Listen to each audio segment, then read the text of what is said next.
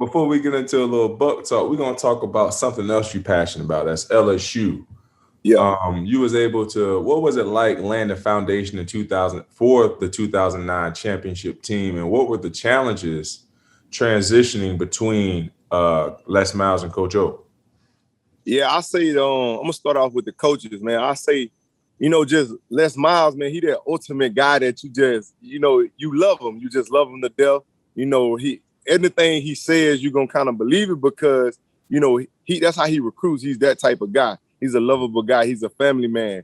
And when he lost the job, it was very sad for everybody. But I mean, Coach O he had already been on the staff, and it was a different vibe. He was more that uproar coach, the coach that really, really know the games as far as the defensive side.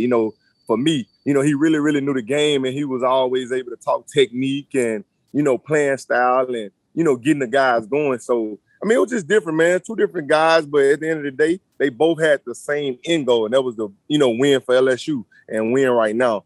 So, as far as just laying the foundation, man, that was one of the toughest things because when you come into LSU, it's already a standard set. You want to do what the guys before you did. You want to become one of those elite guys. You want your name, your picture on the wall at the stadium. You want to do everything. You know what I'm saying? You want to leave your legacy. But with that being said, it's a team. It's a team. It's bonded there. Like, it's all about D block. For me. It's all about we gonna be the reason we win. We don't care what the offense does because just to be real, it's always been a struggle for us at offense. Just getting the pieces in, but we never let that phase us. And I think that was the biggest thing is trying to lay the foundation on defense. But we started getting so many crazy athletes that you see cutting up in NFL right now. It's like, hey, they're gonna be a big help. So all we got to do is do our part, and then those guys gonna handle their business. But I think my junior year we lost 3 games, and it's like some games we shouldn't have lost. Like we don't lose to Texas A&M. We in the college football playoffs. A lot of people don't remember that. We lost to those guys in 7 overtime. So my whole biggest thing was like, if I go back, hey, we're gonna win us one. Like, cause you can see it, you can feel it. Sometimes you just can feel it, man. Just being around with those guys, and then Coach O saying, hey, I'm gonna get us a good play caller. We're gonna change the offense up, and we're gonna be rolling. And we was rolling the year before, without Joe Brady.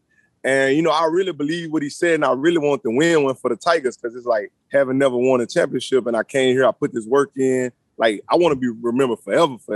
Like, I want to be stamped. And, I mean, that was the hardest thing, but when you got a national championship calling and the NFL calling to be a high draft pick, I know it put a lot of pressure on me. But at the end of the day, man, like you said, like help being the foundation of what they did. It means a lot to me because it was like, hey, I grinded with those boys, but then I had to go take care of myself and my family. And a lot good came from that as well. So it was a win-win situation for me. I think I made the best decision. No question you make the best because, if you get a chance to go top 5, I know winning a championship in college football means a lot, but, that top 5 means something different.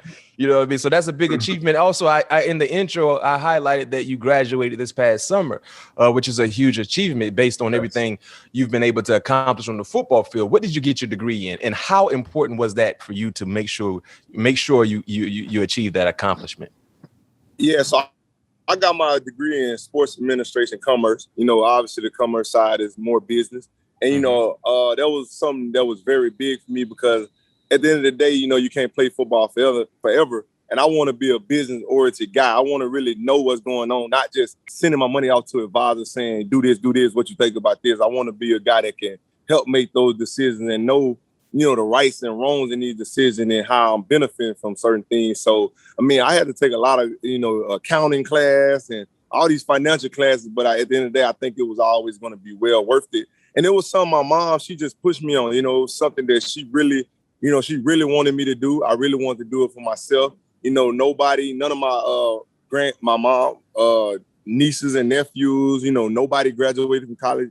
I wasn't the first one to go, but I was the first one to graduate. Now, everybody looking at it like, even from the small communities, like, hey, that's what I want to do. I want to go graduate from college. They look at it as an even bigger thing just because I did it. He didn't just go play football. He also, got his degree. He went down there and handled his business. So I think, man, it was even more important for all the youth looking up to me and just seeing the footsteps, you know, another foundation that I'm laying, just not just be an athlete. You know, you got to be more than just an athlete, you know, and I think that's what I did. And I think if anything fails with football, I always know I got something to lean on because, you know, I handle my business.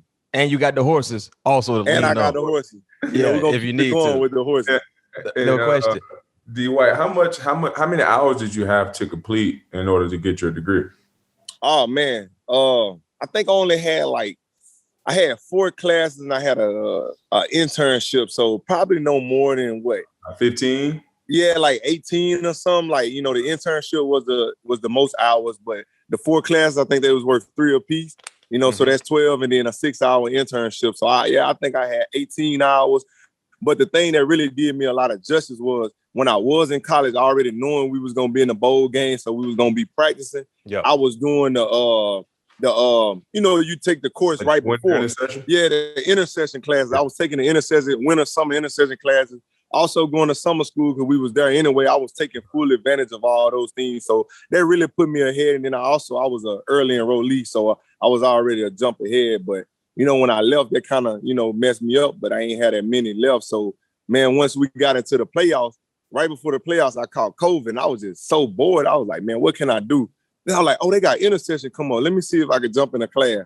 And I jumped in it, and, you know, school was refreshing. Like, it wasn't hard. It wasn't hard for me to, you know, do my assignment, take the little quiz. I was doing HRE. I had a couple leadership classes. So I was like, man, I'm going to just go and get it knocked out, you know. So it was perfect timing for me.